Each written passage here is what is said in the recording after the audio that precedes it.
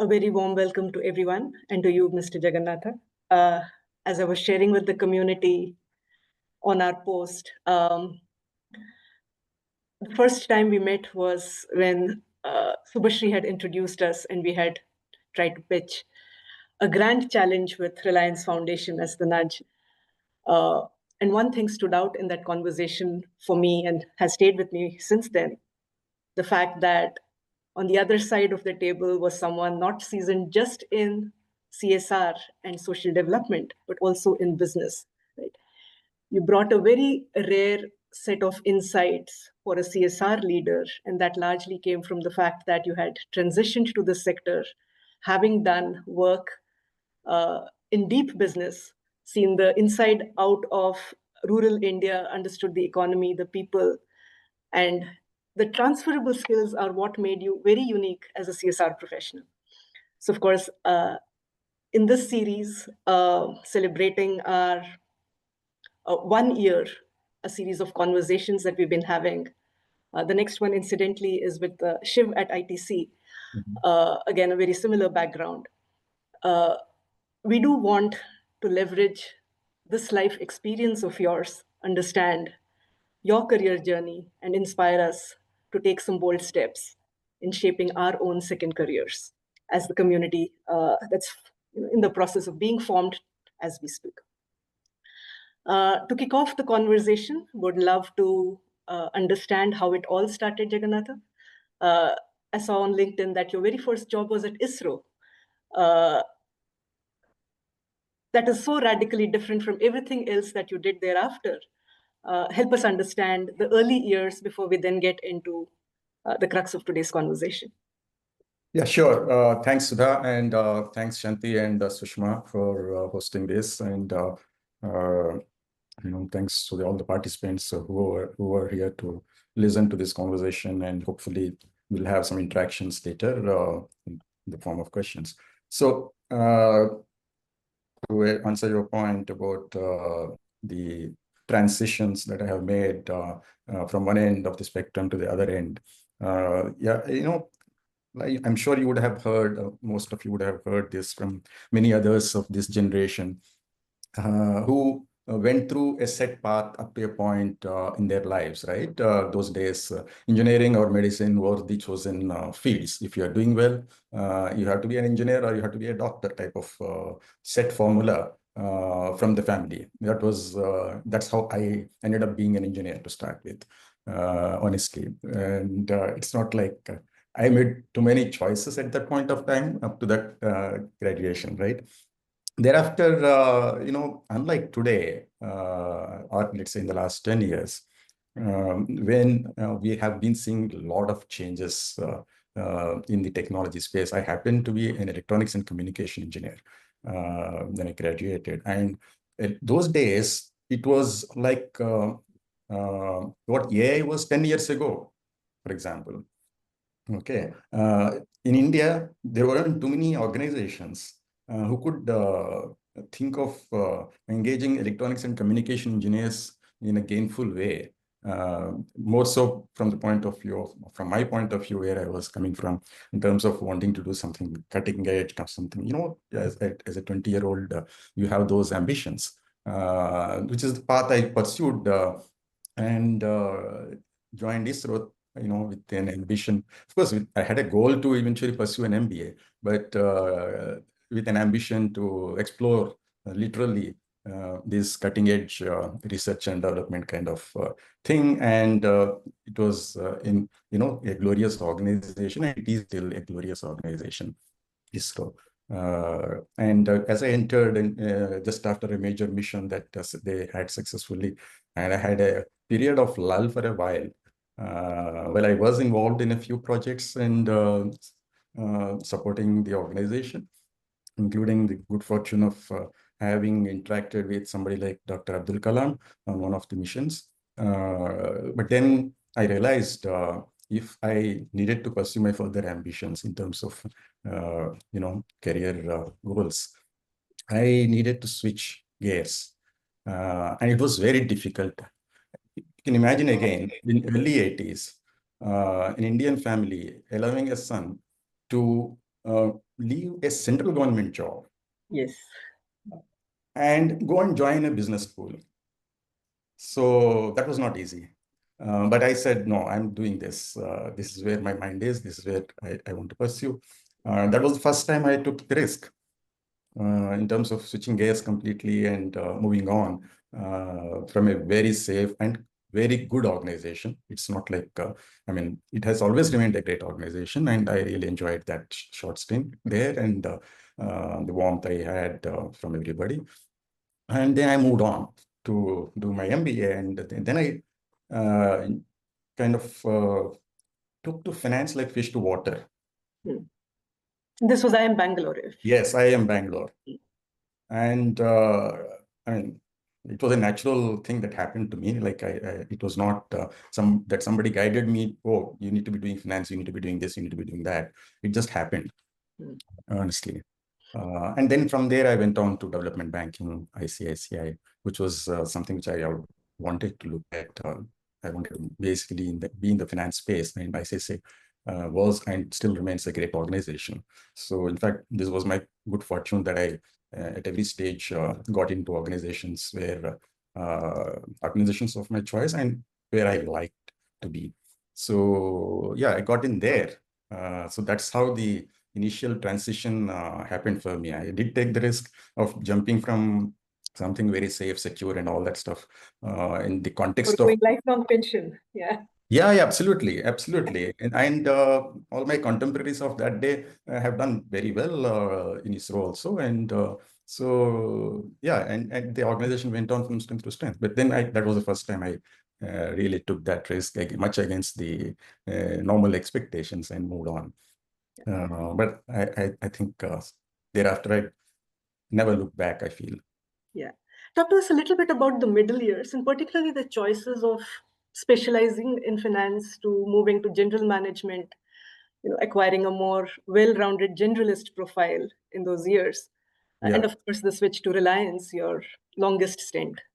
Yeah, I think the good thing I would say opportunities came my way, or I kind of created an environment where I could pursue such opportunities from the beginning, was I have always been involved or worked on new projects or new initiatives in every organization.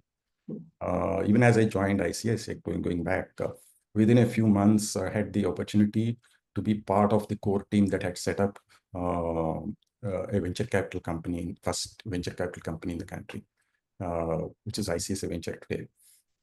Okay, so that was within the first few months. So that was like setting up a new business for me. It is not just doing a few deals. You're starting an organization afresh. You're recruiting our people. You're building the organization and systems, processes, and also doing the deals. So this was an end-to-end kind of experience. It was not just doing a few finance transactions or deals. So that gave the initial exposure to me in terms of organization building. In a way, you can say the startup kind of organization, which had nothing to look at in terms of previous precedents and history and whatever. You are setting it up. Okay, so that was the foundation of my working on multiple things at the same time.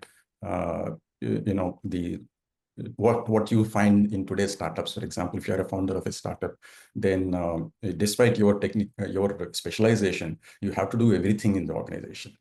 That's how it was. That's the foundation, really speaking, for me. And that is how I moved on from role to role in terms of what I pursued within that organization. And then when I moved on to Reliance as well.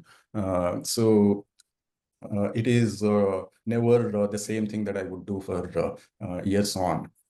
So I'm always looking for that new thing that's coming our way, and then getting there if I could manage that. And then a lot of learning is involved in each of these things. It's not that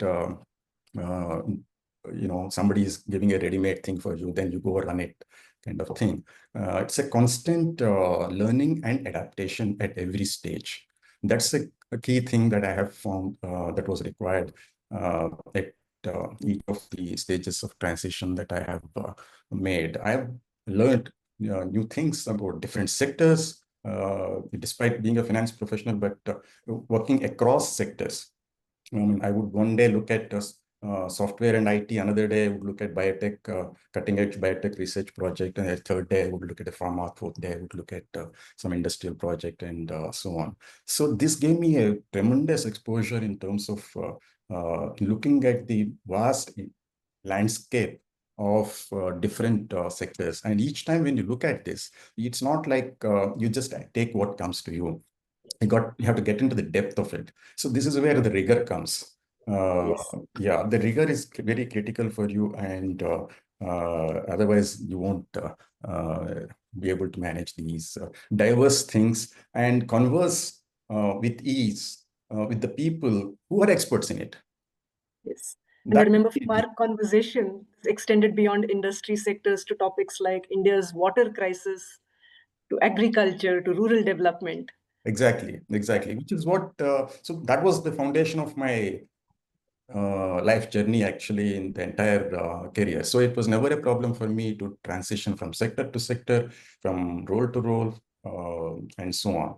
Even if I continued in the same organization, for me, it's a part of the process in terms of this, as I said, constant learning and adaptation with the rigor and whatever needs to be done to get there. And eventually it has to be relevant, right? You have to be relevant. For you to be relevant at the time, you have to go through these things. Yeah. Well, I think I really love the words that you have used, staying relevant. It's so important, especially that's the mission at Second Careers. How do we make people really realize that ambition of staying relevant and purposeful in their lives, especially as they get to ages 45 and beyond? And some of the key words that you mentioned, learning, adaptability, depth in whatever your, the research, the depth and the rigor that is required. Great qualities, I think you described. The workplace around us has changed quite considerably. In your own words and in your experience, what does that mean for the people who are in what we can call as late careers today, especially from the retirement landscape perspective? Today, retirement age starts at 55 in India. So 50 and above, people are already wondering, what should I do? How is the workplace changing, and what's your guidance for this group? How can they stay relevant? Yeah, I think we are seeing that clearly in terms of the generational shift, largely driven by the rapid changes in technology, or developments in the technology, irrespective of which sector you are in. And it is, as I said earlier, it is essential for us to be relevant in terms of constantly upgrading and upskilling and learning these things, one side, to be relevant. And the other thing is, the working environment in terms of when you are working with people across generations, Gen Z to Gen X, or whatever you want to call. Now each one has different perspective and aspiration, right? And for you at 50 or 55 also, you need to be conversing as comfortably with a 25-year-old as you would converse with a 60-year-old. So that is something which one needs to develop over a period of time. It doesn't happen overnight. One needs to develop this over a period of time. And I always enjoyed interacting with youngsters from the beginning. And so that is what kind of made me comfortable dealing with that set of people. And since I have always worked with people who were seniors to me, so I was equally comfortable dealing with the other side of it. So for me, age is just a number. It is, it just happens. But the mind needs to be, you may be 50-year-old, 60-year-old, doesn't matter. Stay as a 20-year-old in your mind, in all respects, actually. That's the way I look at life in general. I still can't, unless I look at I look at the mirror, I don't believe that I'm as old as I am. Because I still want to think that I'm a 20-year-old. And I want to really be with that kind of mindset in every single way. Intellectually, physically, I want to be that way. And so age is just in the background. That's only for the purpose of filling forms and doing things like that, where you need to put your date of birth and otherwise, I don't remember it. So that's the if you keep that in mind, right, then there is nothing insurmountable, really speaking. You ask a 20-year-old, they are bold, adventurous, and willing to experiment, wanted to do new things, ready to take risks, and so on. That's exactly what everyone needs to be, whether it is 50, 60, 70, whatever. I mean, of course, eventually the body will tell you, oh, you can't do this. Subject to that, you're not trying to be so adventurous to the extent that you'll put yourself in danger. But yeah, that's the perspective I have about life in general. And I mean, this is what I tell others whenever I have a conversation in private in terms of how things are. I said, this is it. I mean, this is what keeps life going. And in fact, when I just to share a couple of things, I have been a long distance runner, and when I turned 50, until then I was doing half marathons, and comfortably, though with some injuries and breaks and whatever. And when I turned 50, I said, I'm going to do full marathons. That was risky, adventurous, and whatever. I'm going to do full marathons. So I actually started. 7 years prior to that, I did not run because of an injury. And I just got up one morning, went ran 15 kilometers non-stop. And I came back and said, "No, next is half marathon, then I'm doing the full marathon." In less than 12 months, I did the first full marathon in my life at the age of 51. Okay. And I have not stopped. I'm one of the very few 7-star marathoners in the country today. Wow. The latest marathon being as late as August 31, that is 3.5 weeks ago. Okay. So that is the way one needs to think. There is nothing insurmountable. This is what a 20-year-old will think. Yeah. Just hearing you say this is so energizing. Yeah. Yeah. So I just thought I should certainly attempt this. And first one, yeah, it sounds like dangerous, adventurous. Everybody tells you, no, you shouldn't be doing it, particularly at your age. But then you train your body. This is part of the learning, adaptation, whatever. You train your body. Before that, I ran the longest was 21.1 kilometers. Then you move on, do 22, 25, 28, 30, 32, 35, 37, then go to 42. You're done. So if you few weeks of efforts, you are done. And first time you do it, then it's not difficult for you. And I kept doing it. And despite further advice, oh, you shouldn't be doing this because of injury, that, this, etc., I defied all of them. And I kept improving my timings. As I aged, I improved my timings too. So this is what works in my mind all the time. If I could transition like this, I would like to stay that way, of course, but that's one thing I would advise people that, there's nothing insurmountable for us as much as it is for a 20-year-old. The second thing I want to share here is, talking about staying relevant, and when I moved, I've not moved fully, but when I kind of started doing this nonprofit work, I also wanted to see what the world is doing. And then I had the opportunity to be a fellow at Harvard University, right? This was at the age of 52. And to go and be in the university for a year, I took a sabbatical. That was another risk. Nobody in a corporate life would take a sabbatical for 1 year at that stage of life when you're doing well, right? When you're doing well, you don't start doing nonprofit work. You start thinking of it when you're retired.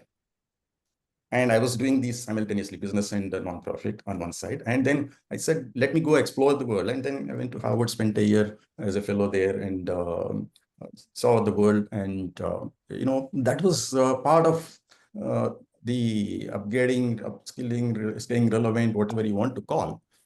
So these are all the things that one needs to do, because you have another 20, 25 years of productive life. Okay, if you really assume that we are all going to be living 75 plus, for example, based on the life expectancy and so on. First 25 years go in your academics, whatever, etc., your first job. Then next 25 years is the period when you are actually building your career and you are hopefully reaching a peak at some point in the 25 to 50 space.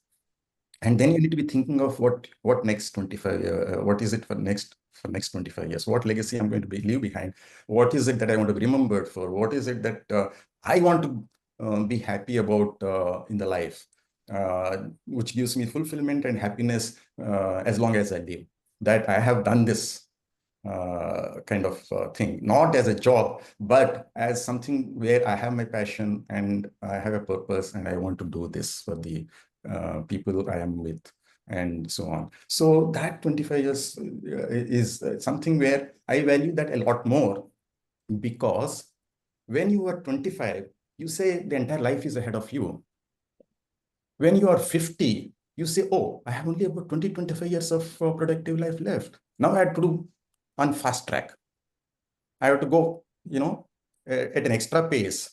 If I have to achieve what I wouldn't have achieved perhaps in the last 25 years, also in the next 25 years. So, that's the way to think about it. Not slow down, but go faster. Pick a pace. Here is where I would pick the Olympic logo, right? Go higher, fast, stronger, and so on, right?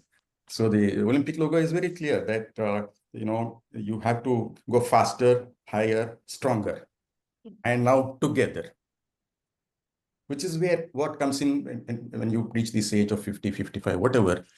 It's the community that you need to work with. It's the team that you need to work with. So these are the things, if we bear this in mind, we'll never age and we'll never be irrelevant. And we will always find something to do. It doesn't matter whether it earns us money or not. Yeah. I mean, at 50, 55, hopefully money is not the primary consideration, but you want to stay happy. You want to be able to contribute meaningfully in whichever way, profit, not for profit, whatever it is, choice of career. And that's what gives you the energy. Mm. So these are the simple things I have in my mind at all times, which is why when people tell me, oh, you're old, you can't be doing this. No, sorry.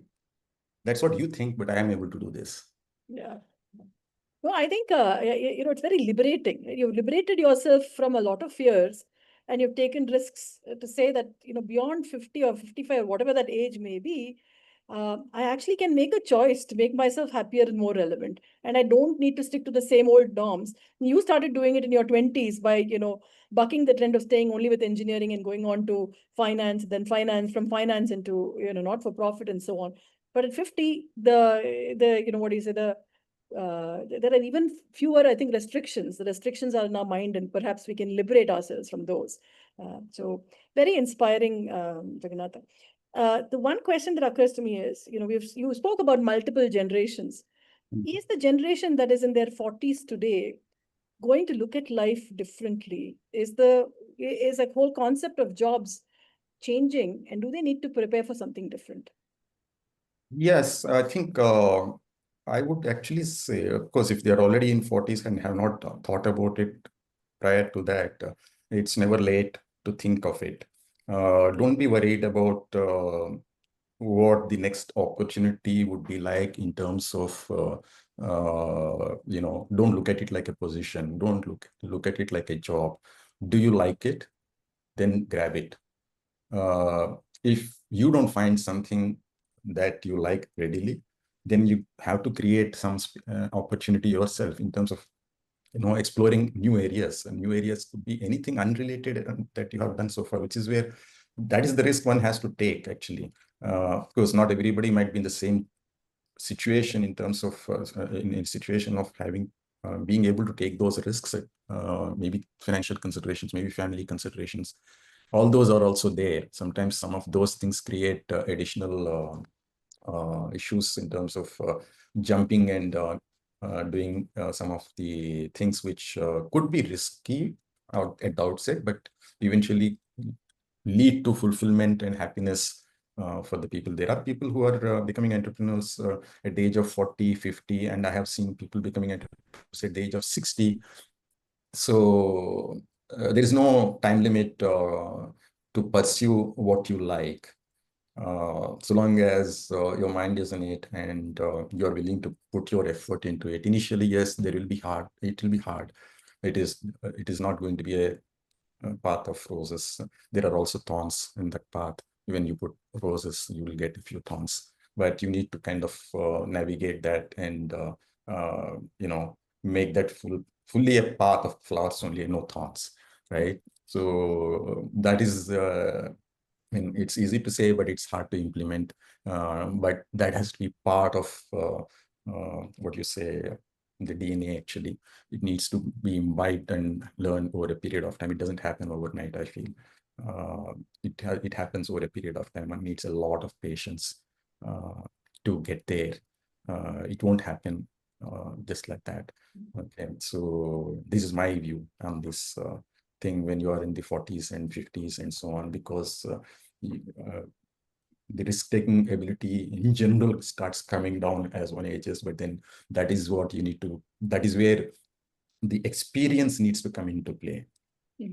It is the experience that helps you in terms of navigating those things. I think people need to kind of position themselves as people who can bring that experience and reflections and learning, etc., to offer their professional wisdom as well as problem solving abilities. And it is not necessarily always linear transferability of these skills. There's a lot of non-linearity in this as we go further. And that's what makes people successful. In fact, everybody says out of the box thinking. What is out of the box thinking? You have to do a lot of non-linear thinking there in terms of connecting things, sometimes appearing to be unconnected or unrelated. But then you draw from those experiences of yourselves or your friends or your colleagues or your family or whatever, all of that cumulatively. And that is what makes these people more useful to the society. The 40 years, 50 years, 60 years are more useful to the society because in their gray cells, they have accumulated all these things. If applied well, actually no AI can replace them.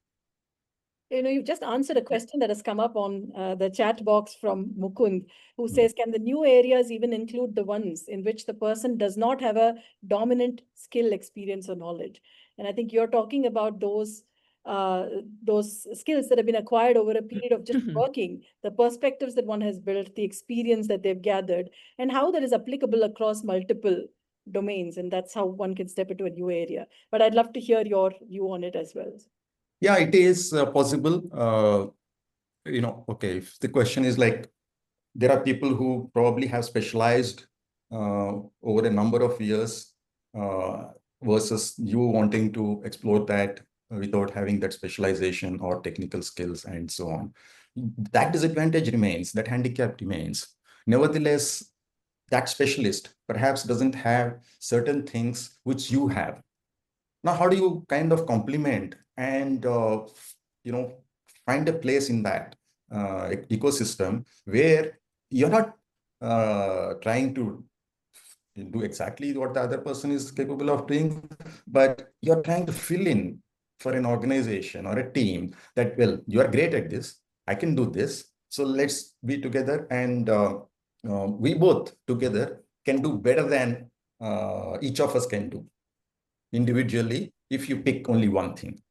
Right? Which is where, as I said earlier, higher, faster, stronger kind of thing, and together comes, right? You need to find that complementarity so that you're not a threat to the others, nor is he a threat to you, and you're able to kind of work together. And this is a process of negotiation, let me put it that way, in life. Okay. If I were to draw from the business kind of thing, it's not negotiation as in a deal negotiation, but you have to constantly keep negotiating this in your mind in terms of, okay, this is the give, this is the take, this is the give, this is the take. And then how do you make it win-win for both of us?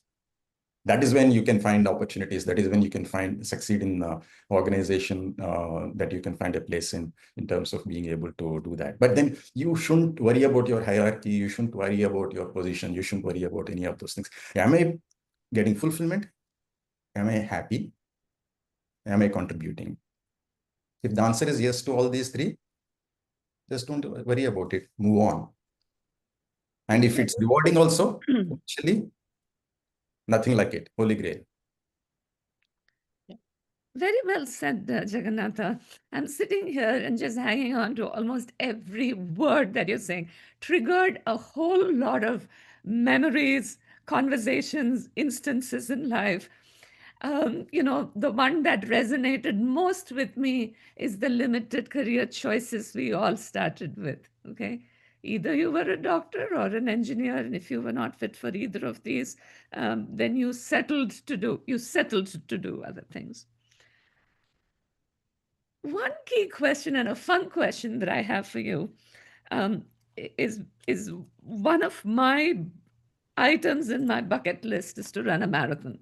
I haven't Oh. started, okay? All I do is I walk 5 miles a day. But tell me your dream marathon, Jagannatha. Which one would you like to run?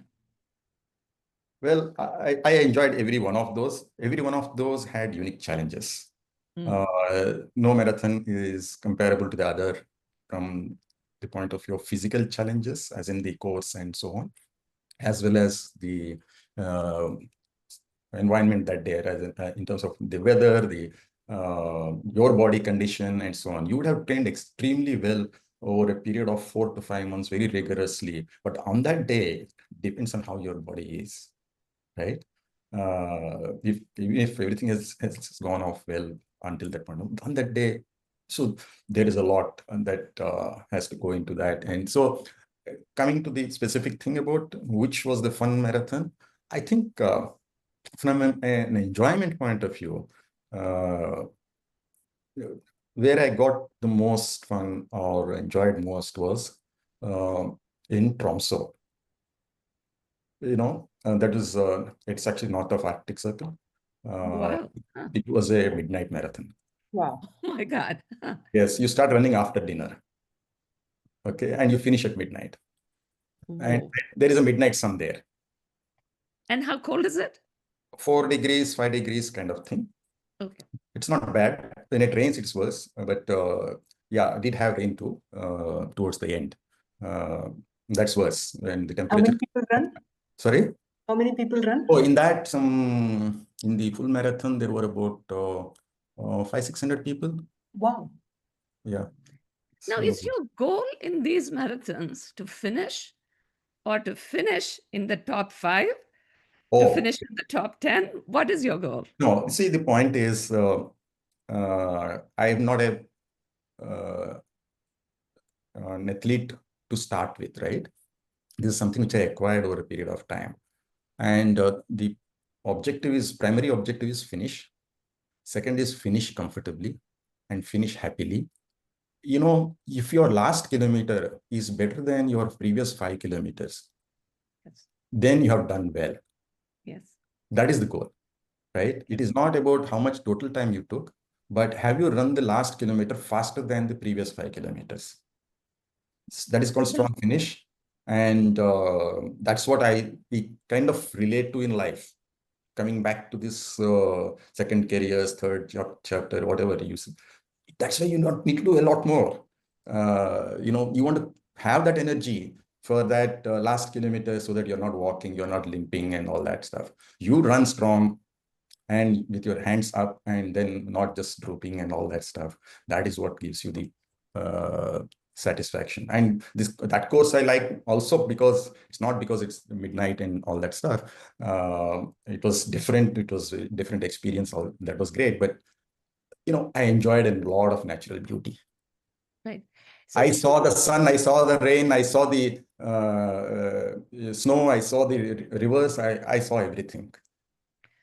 So life is all about the various experiences that you create. Now, I see a lot of parallel between running a marathon and life, right? Marathon teaches you a lot of things. Talk to us a little bit about some of the unusual paths that you think are available for people seeking second careers. Unusual paths as in? What are the different avenues open? So let's say you've been a corporate executive all your life and you want to do something different. Yeah. Where should you turn? What are the various kinds of experiences waiting for you out there for you to exploit? I guess it's a function of individual, what you call Preferences? preferences, Inclination. inclinations, and whatever. For example, some people might want to share their experiences, skills, knowledge, etc. Could be good in teaching, maybe. That's a great way of sharing knowledge and at the same time staying productive and in fact creating a larger impact than what you might do in just a corporate job, honestly speaking, at some point of time. Because you are able to influence young minds and able to share your experiences and prepare them. Particularly if you're coming from corporate life, often when you go to the academic institutions, they are idealistic in a way. And how do you prepare these people for the jobs? That only people who have gone through that for 30, 35 years can share and tell them, okay, these are the things that you need to be knowing. These are the things, these are the ways you can do things, and so on. So that's an example. Then you could be potentially you could be in consulting, you could be in or you could just be an advisor, you could be taking on board positions depending on what your inclination is and where your interests are and whatever. So these are all the things that I see as possibilities for those who are moving on from their full-time careers and wanting to do something different from what they have done. So, I mean, I feel all these are open actually. And in fact, ideally, if somebody could start doing these things, even as they're kind of graduating to the next phase in life, even better. So, yeah, and if you want to be in the advisory position, or if you want to be on the boards of companies, so if you have opportunity, try and explore to be first a board member of your own group companies or whatever it is, right? So yeah, that gives you some exposure and then tells you how to manage these things, situations, and so on. Corporate governance is an important thing for those who are inclined there. And I have, I know for sure that given the large big growth of startups and small companies and so on, not many people have the expertise to manage many of the things to do with governance. There are, and it's very important to fill that gap too.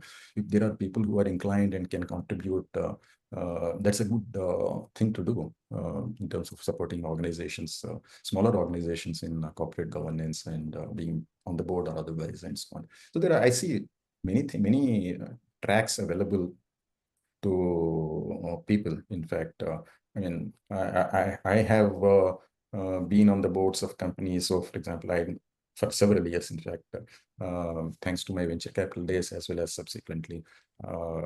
And I know what it is like in terms of the gaps that exist or what need to be filled. So yeah, those are the possible, Fabulous. yes, obvious areas I can think of. And sometimes people take up, as I said, could be entrepreneurs or take up their own projects that they are passionate about, which they couldn't pursue when they were in a full-time job. But obviously, then you need to be looking for like-minded partners and supporters who can come with you with intellectual partnership or for financial partnership and so on. Again, if making money is not the primary motive, then there are many avenues where you can take risks. But if you have to be dependent on that as a source of income, then yes, there are additional things. Then you've got to go on a beaten path in terms of trying to look for another job which takes care of you in financially and so on. That's the way I look at it.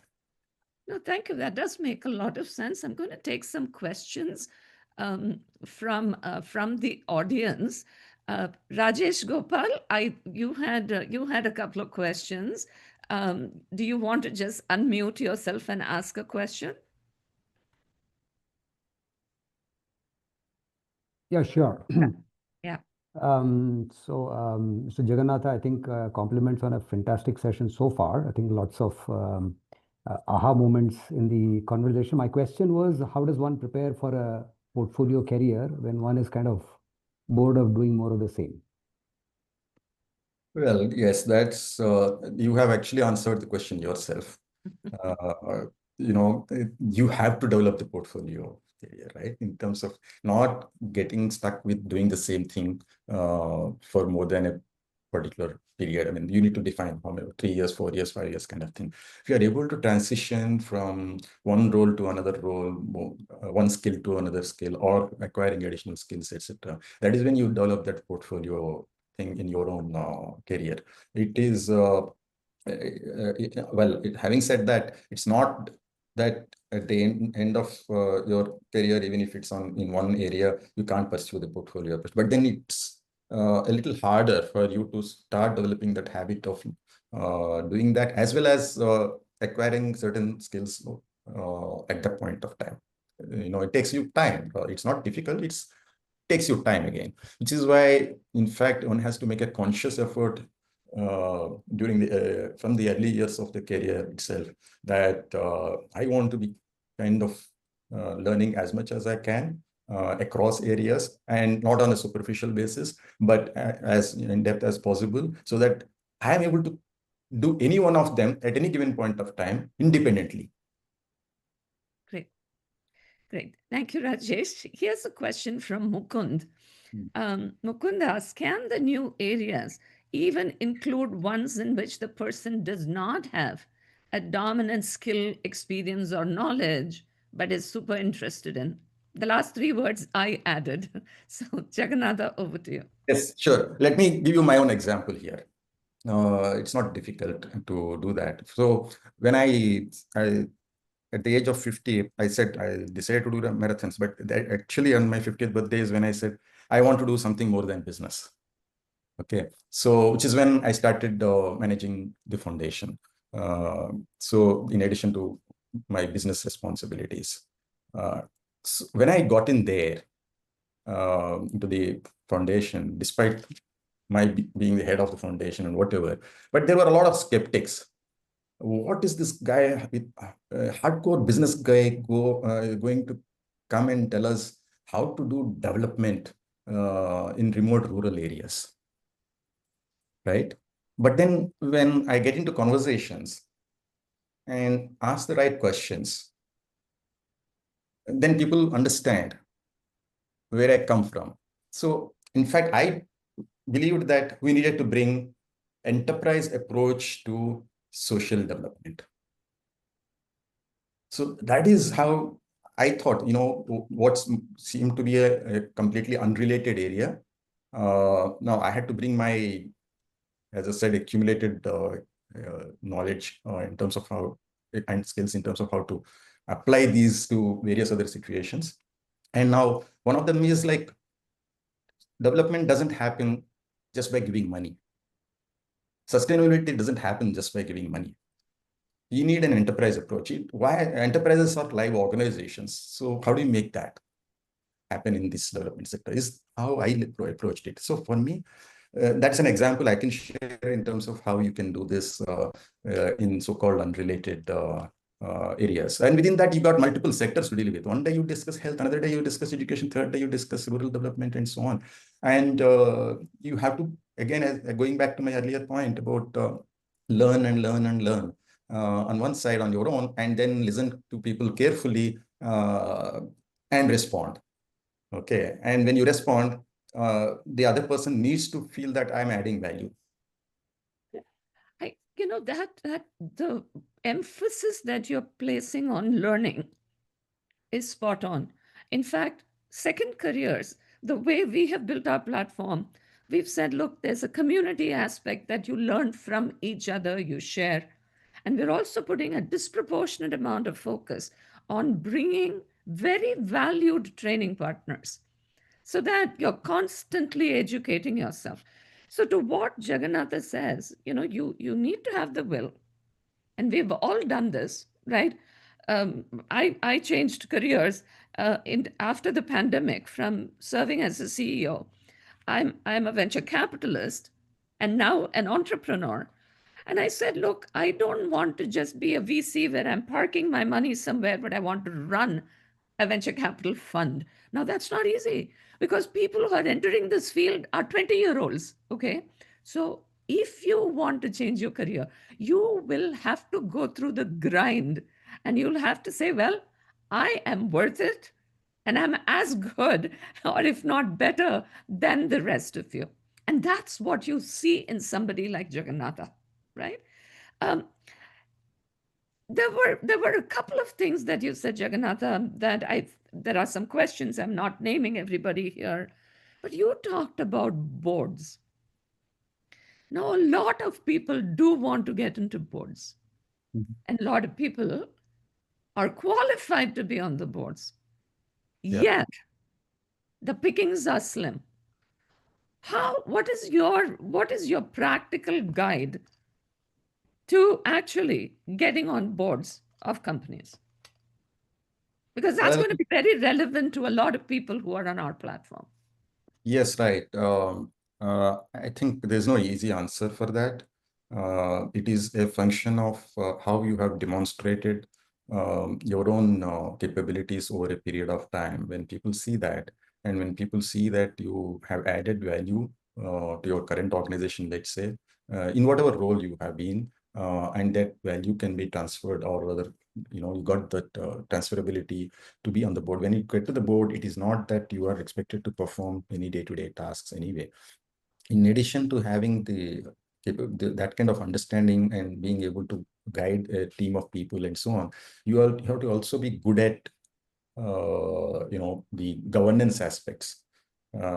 So I guess this is a combination, and if one is able to demonstrate that, then actually there is a shortage of good people to be on the boards of companies. That, having said this, from a pure merit point of view, on the other hand, one has to be also mindful that when the boards invite others to join, it is also based on their own level of familiarity and who knows whom and so on, which is where the network helps. The network that one has in terms of their peers or their seniors or their friends and so on, or for example your own second careers platform, these things help. That is okay, you get to know of somebody looking for someone with a particular level of expertise and so on, so could you suggest this name? That's fabulous. So I that's think the great. network, sorry, Jagannatha, carry on. Yeah, so that is very important actually. It's not just your individual capabilities and all that stuff, but the network does help, particularly at board level, because people want those references. People want to be sure that you're bringing the person who can not just contribute from a technical point of view, but then also be a good board member for them. So it's very important. Right. So there is a question from Rakesh Surekha. Though we have answered this, Rakesh, in many ways, I am going to read the question because it's the crux of why we are all here together. His question is, approximately 10 million Indians above 40 are working in various corporate roles, and the layer of workers is shrinking due to layoffs and other changes in the industry. What are the available second career options, especially when their existing skills are no longer valued in the corporate world? And this is exactly what we've been talking for the last maybe about 50 minutes. But I still want to open it up in case we've missed anything, Jagannatha. Well, I think it's if somebody has not actually tried to stay relevant, as I said earlier, in terms of constantly upgrading, then yes, there is a problem there.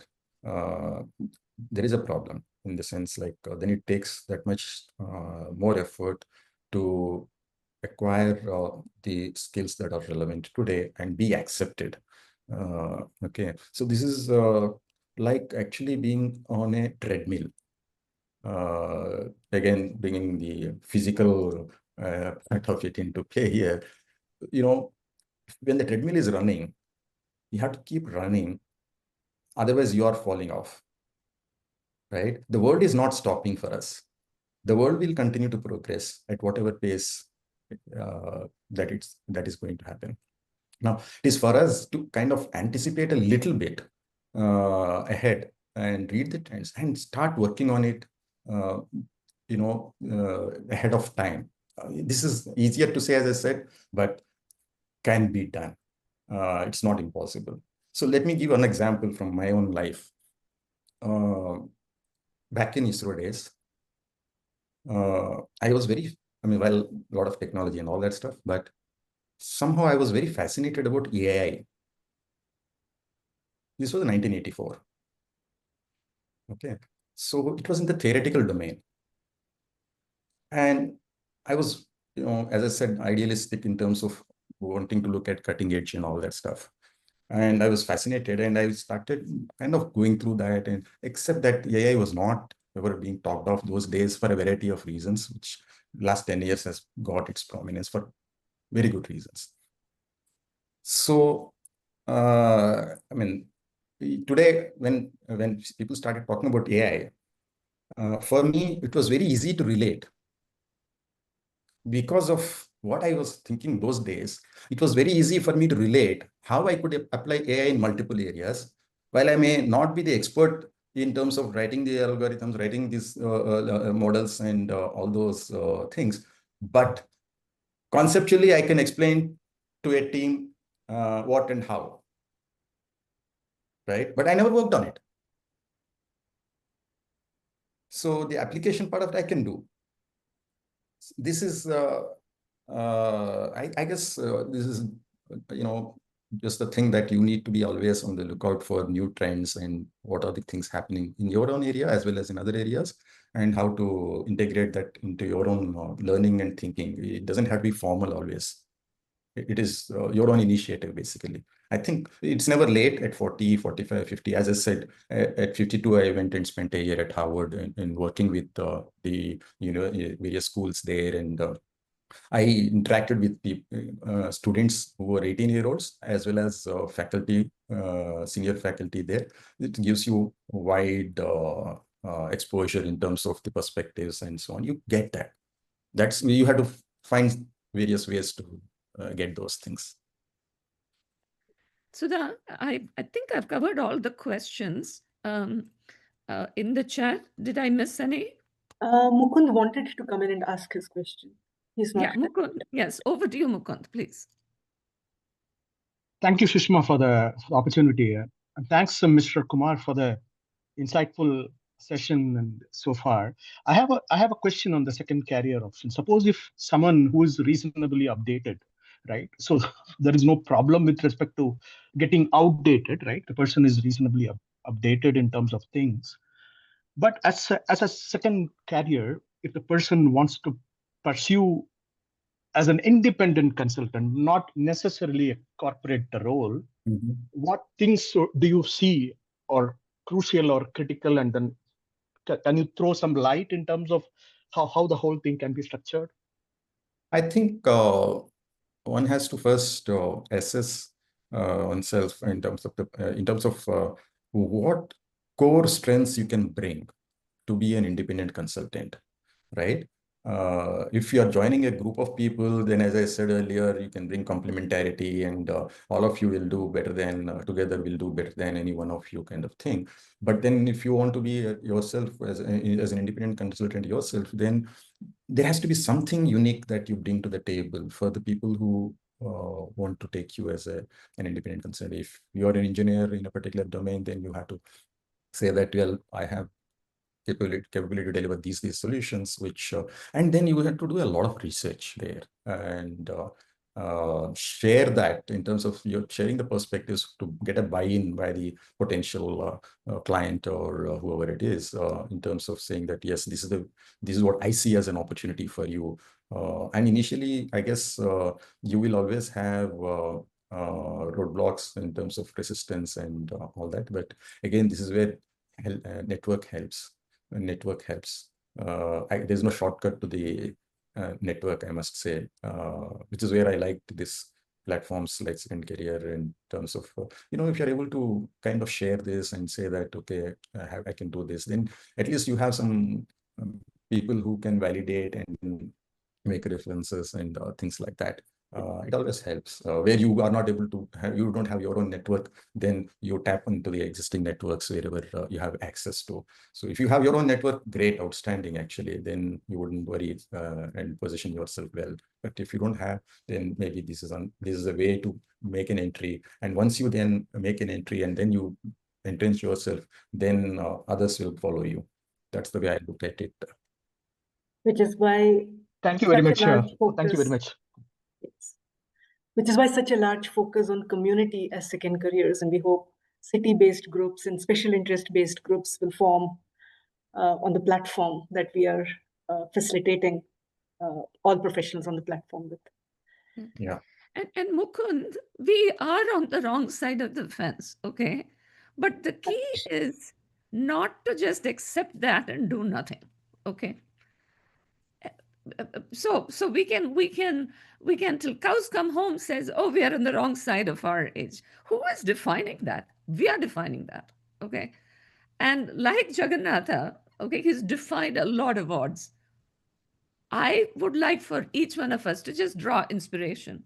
The reality is what it is, but the reality is also that we can defy it. The odds of defiance goes down, okay? But that doesn't mean we shouldn't try. My last question to you, Jagannatha, okay? And we will end with this particular note. Can we wrap it up with your mantras for a healthy life? Okay, so I think I've kind of covered that a bit during the course of the conversation already.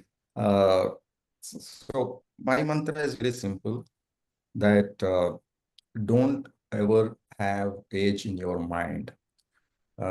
You continue to be active and physically, mentally, as active as you were in your early years. So, I mean, if you can't, for example, if you can't run faster because of the age, that's okay, but you run is the way to look at it as an example. So, I think despite all this, you may still encounter difficulties on the health front, but it's not because you have not taken care of it, but it's just the way the whole physiology works. You can't do much about certain things. But then, the way I see this is nobody needs to give an excuse. Oh, I don't have time for this. This is the standard problem. People, say that, oh, I'm too busy. I don't have time for this. But then get up early in the morning and go out.